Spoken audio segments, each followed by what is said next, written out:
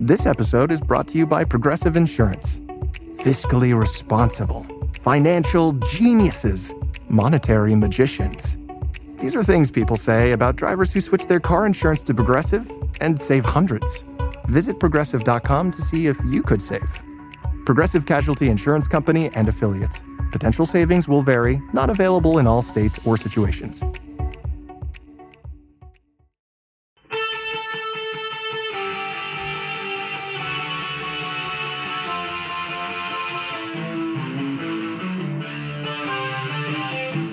This is the Daily Blast from the New Republic, produced and presented by the DSR Network. I'm your host, Greg Sargent.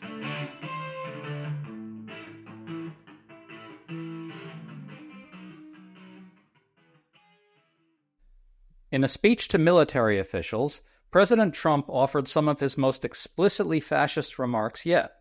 He said America is under invasion from within, that the generals in the room will be enlisted in a war against that enemy, and that U.S. cities should be used as military training grounds. We think this is Trump's most explicit declaration yet that he sees large swaths of America as themselves constituting a kind of enemy nation within our borders. That kind of talk has a long history on the right, but Trump and MAGA are supercharging this sort of politics in a way that appears new, or at least newly emboldened. Ian Reifowitz, a history professor at SUNY Empire State University, is co-author of a new book called Riling Up the Base, which looks at how Trump trades on longtime right-wing political tropes and stereotypes to fuel MAGA's politics of grievance and hate. So we're unraveling all this with him. Ian, thanks for coming on. Thanks for having me, Greg. It's a pleasure. So this speech was really something else. Let's just start with the most clear-cut statement of Trump's big idea, if you can call it that. Only in recent decades did politicians somehow come to believe that our job is to police the far reaches of Kenya and Somalia, while America is under invasion from within. We're under invasion from within. No different than a foreign enemy, but more difficult in many ways because they don't wear uniforms. At least when they're wearing a uniform, you can take them out. These people don't have uniforms.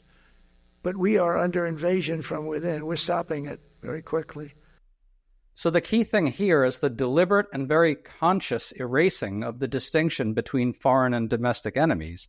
He's telling military officials that this distinction is gone. Yet the idea that the military handles foreign threats while law enforcement handles domestic ones is supposed to be a deeply ingrained tradition. He's consciously obliterating that. Ian, what's your reaction to all this? Well, this is something that we've seen from Trump throughout the last number of years. If we think about what he said during the campaign last year, he spoke about treason quite openly and talked about political opponents or people in the Democratic Party. Adam Schiff, Nancy Pelosi. He talked about these people as evil, as traitors. He talked about Kamala Harris having blood on her hands. He specifically when it comes to things like crime, he talked about Biden and Harris having willfully allowed murderers to come into the country, willfully enacted policies that made Americans less safe. Well, that's putting a target on those politicians' backs and making them something very different from just a political opponent who happens to disagree on a policy. It's placing them outside the bounds of America. So yeah, they're the enemy and they have to be destroyed in Trump's own rhetoric. What do you make of the fact that he's now explicitly telling this to a room full of military officials? He's trying to create the sense that this is now official U.S. doctrine in some sense, or at least that this regime is adopting it as official U.S. doctrine. That seems like an alarming turn of events. I think it certainly is, and especially when you consider that this administration, and here it's echoing some prior Republican administrations, I'm thinking of Bush Cheney, but even beyond that, have really claimed absolute authority for the president over the military, right? Not only commander in chief, but the having the authority to issue any order, and to have that order be legal simply because the president issues it. So all of this connects together. I mean, we saw the other day, 3 days ago on Truth Social, Trump made a post where he said, quote, "At the request of the Secretary of Homeland Security, Kristi Noem, I am directing Secretary of War Pete Hegseth." Of course, he doesn't have the authority to change it to Secretary of War from Secretary of Defense, but we'll leave that aside, right? He's authorizing Hegseth to provide all necessary troops to protect war-ravaged Portland. Of course, the mayor of Portland says it's not war-ravaged. And any of other ICE facilities under siege from attack by Antifa and other domestic terrorists. I am also authorizing full force if necessary. Now, what does Trump mean by full force? I can only assume that full means maximum and maximum means lethal. Now, he says if necessary, and he'll say, well, look, I'm not telling the troops to go and shoot everybody they see, but if they deem it necessary to use lethal force, then they have the authority to use it. Now, of course, that's always true in that if American soldiers are threatened and their lives are threatened, then they have the authority to respond. But why would you emphasize that if not to raise the temperature, if not to express as president, your authority to unleash the military in a domestic setting in an American city, even though that's violates the Posse Comitatus Act, which specifically bars the use of the military for domestic law enforcement. He just doesn't, seem to recognize that law because he doesn't accept any limits on his authority. He sees his authority as absolute. Well, yes, I think he's trying to create the impression that he's ordered the military to kill Americans. I think he's very, very explicitly trying to create that impression. Let's listen to a bit more from Trump's speech. First, here's Trump talking about how he signed another executive order that's supposed to be about crime and disorder on U.S. streets. Last month, I signed an executive order to provide training for quick reaction force that can help quell civil disturbances. This is going to be a big thing for the people in this room because it's the enemy from within, and we have to handle it before it gets out of control. It won't get out of control. And here's Trump talking about using U.S. cities as military training grounds. And then I told Pete, we should use some of these dangerous cities as training grounds for our military, National Guard, but military. Because we're going into Chicago very soon. That's a big city with an incompetent governor. Stupid governor, stupid. So the key thing here is that he's telling the generals that this is going to be a big thing for them. He told the generals that they will now be part of a war from within, as he put it. He's enlisting the generals in his war on Americans. What did you make of that?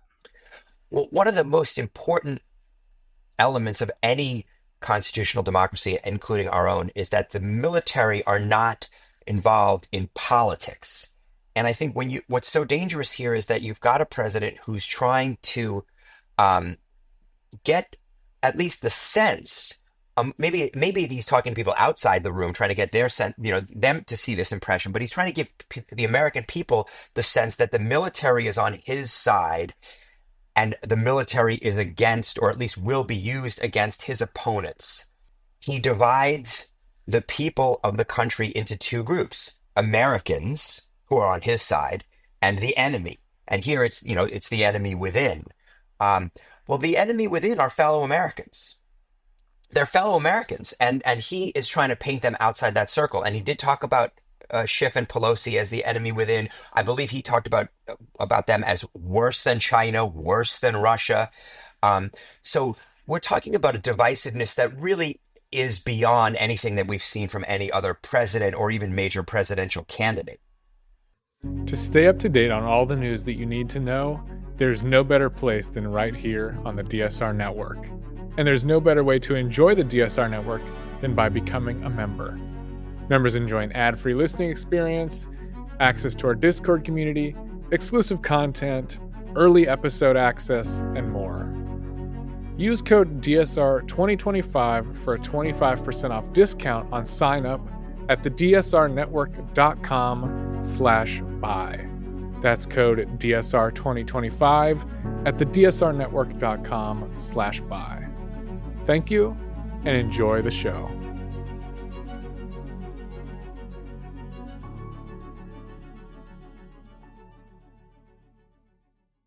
Well, I want to ask you about this long history. In your book, you talked about the fact that Trump has this long kind of tradition of depicting cities, including his own New York, as war zones and hellholes. Obviously, there's a history of this on the right that goes back more than half a century. It feels to me like MAGA is a bit more oriented toward explicit depictions of Blue America as an enemy nation, which I think you were just getting at. Can you talk about this sort of tension? In one way, Trump is drawing on longtime tropes. In another way, he's making them new. He's supercharging them in a particularly MAGA way. MAGA is kind of a new thing in this regard, isn't it? Yeah, it's a new thing, but it draws on something old. I mean, George Wallace is the person who comes to mind. And it's so fascinating because George Wallace was a creature of the 1960s, and then America seemed to move in a different direction. But Trump is sort of frozen in amber. That's the period that formed his worldview. He is from the outer boroughs of New York. He's from Queens. He grew up in the 50s and 60s at a time where people living in white areas of Queens, let's say, for example, or maybe the Bronx or other areas, saw black people, maybe also Hispanic people, maybe Puerto Ricans or other New Yorkers from different Latin American countries moving in. But I think the real fear was of black people because there was the bigotry around crime. And crime was rising in general, certainly starting in the mid to late 60s, peaking, in the late 80s, early 90s. And so you have this whole white flight thing where people are leaving these outer boroughs, moving to the white suburbs where, there were very few black people. And Trump is a first-hand witness to all this. He grew up in a very wealthy area of Queens called Jamaica Estates, which is a few blocks, a 10-minute walk, 20-minute walk from a very poor area called Jamaica. So he sort of feels this in his bones. It's almost like a zombie that came back to life, but he's given it a new sheen. And also he has the social media savvy to make it alive and updated. Even if the message is old, it's the method of delivery that's new. So it's really something old, but in a very new package.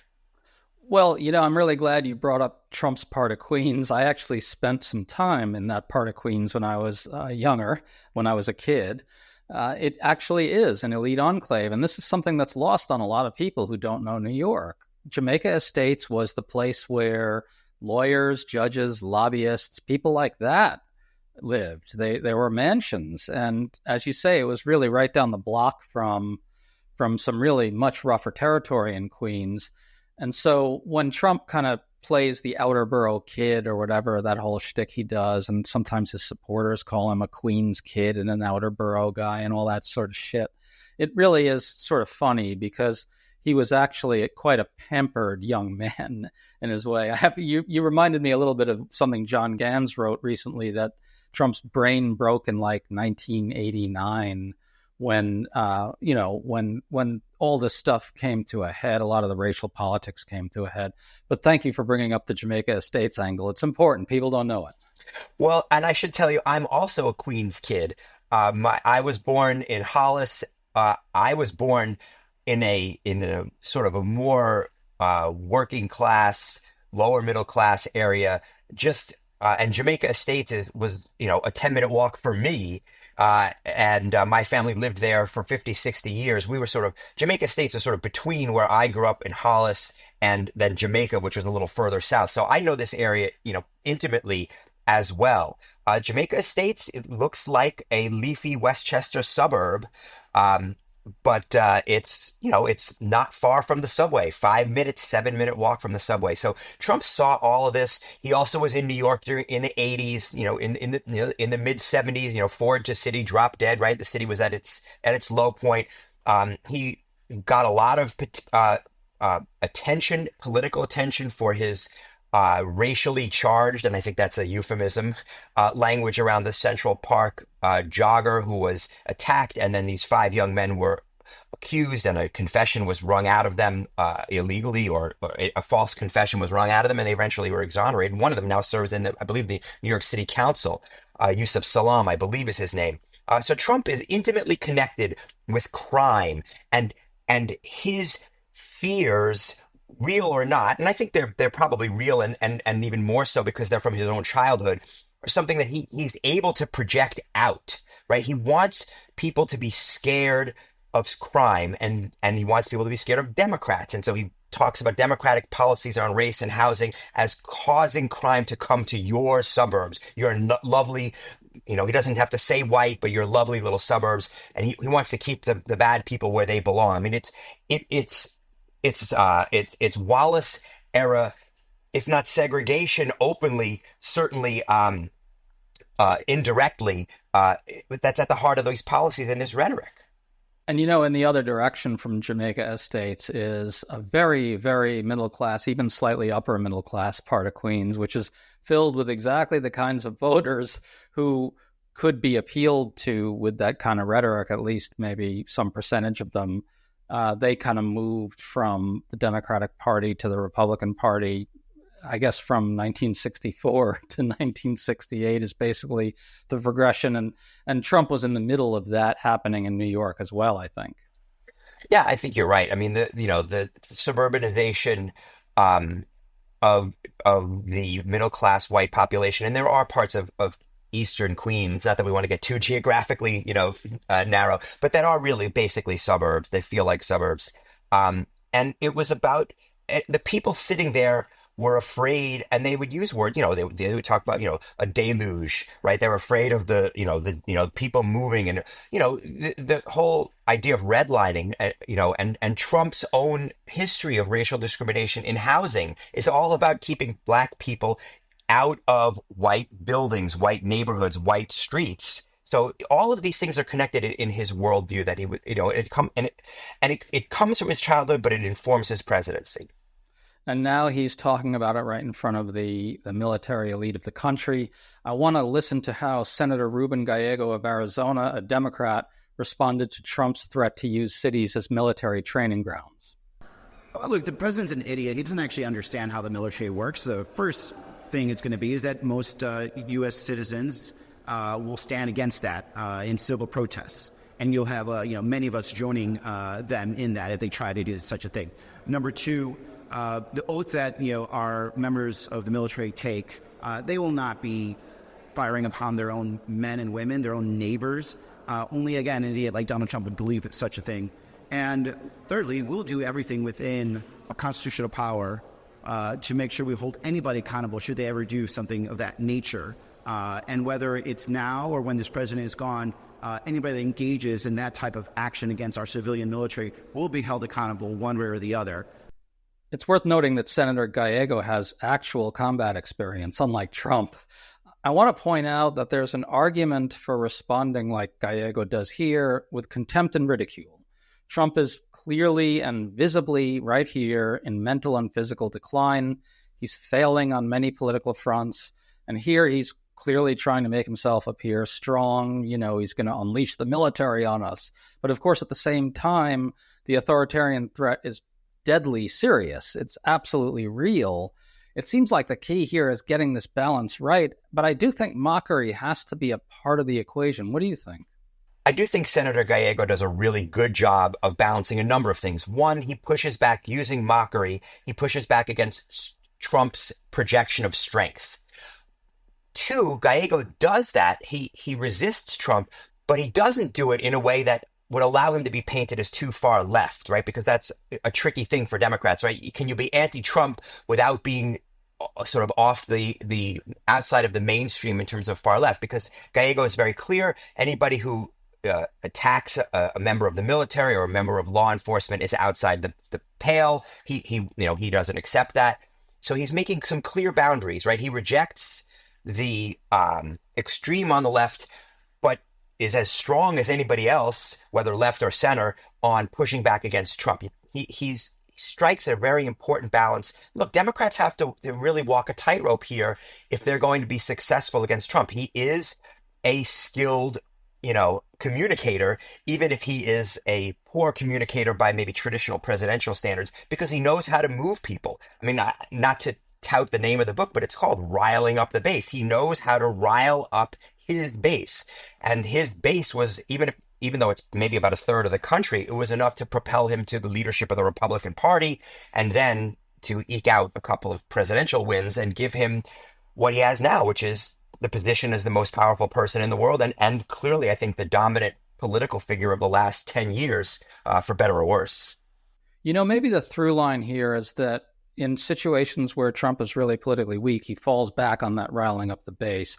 We had a new poll from the New York Times that found 51% oppose the deployment of National Guard troops in Washington, D.C. Only 41% support it. Those are pretty striking numbers. We've seen other polls that are even worse for Trump. I think Stephen Miller is whispering in Trump's ear that fascism is popular, but it isn't. So where are we on all this? Where does this go? Is this just a doddering old fool trying to appear strong, or is it the genuine article? I think there are limits to what he can do, but what he might be trying to do is provoke an incident that would then extend those limits, right? There's only so much he can do when there's not actually, things burning down. The idea that Portland or DC is a war zone is absurd, and he looks foolish for saying it. But if he can provoke something like we saw in the summer of 2020, when yes, they were relatively isolated, but there were incidents of rioting, there were incidents of violence, there was some blood in the streets. I think he's almost, I shouldn't say hoping, but thinking that maybe if there's a rerun of that, then he can respond in a different way. And I don't know, and I don't claim to read his mind, and I hope that that's not the case. But I do think he recognizes that crime and disorder are winning issues for him, and so whatever he can do to keep that in the front of people's minds means that they won't be thinking as much about the fact that he hasn't brought down inflation, or that his tariffs are not going to succeed, not likely to succeed, at least in bringing back American manufacturing jobs. And so crime is what animates him, and it's what he's gone to since he came into the presidential race. Whether it's about undocumented immigrants and crime, and his largely false claims about them increasing crime, or whether it's more traditional big city crime, this is his go-to, and it always has been. I think the essential point there is that speeches like this are really, at least in part, about inciting, about getting the violent response from protesters on the ground that he hopes for in order to expand his crackdown. Folks, make sure to check out Ian's new book. It's called Riling Up the Base. Ian, thanks so much for coming on, man. We really appreciate it. It was nice to talk about Queens a little bit. Absolutely, Greg. It was really nice of you to have me on. Thanks.